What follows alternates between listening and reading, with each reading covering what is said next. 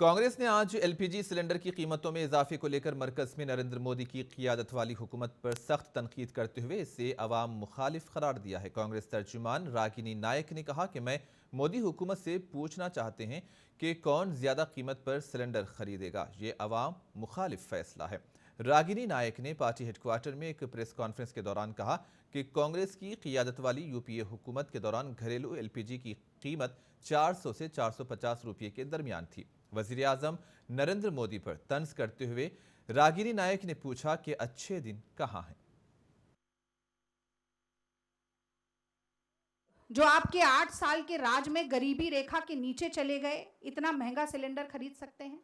आप दावा करते हैं 80 करोड़ लोगों को आपने 5 किलो राशन मुफ्त में मांगने के लिए मजबूर कर दिया सरकार से। वो लोग क्या इतना महंगा सिलेंडर खरीद सकते हैं?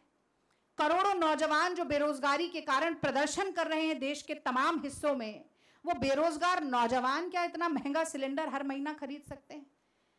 ग्लोबल हंगर इंडेक्स में जो विश्वगुरु बनने में भारत रेस में सबसे आगे पहुंचने की कतार में खड़ा हुआ है, वो लोग जो भूखमरी से ग्रस्त हैं, वो लोग क्या इतना महंगा गैस सिलेंडर खरीद सकते हैं? मैं कहना चाहती हूं मोदी जी से कि देश को चलाने के लिए, जनता का मर्म समझने के लिए, पेट पर पड़ती हुई लात का दर्द समझने के लिए, कमर तोड़ महंगाई की पीड़ा समझने के लिए 56 इंच का सीना नहीं चाहिए मोदी जी।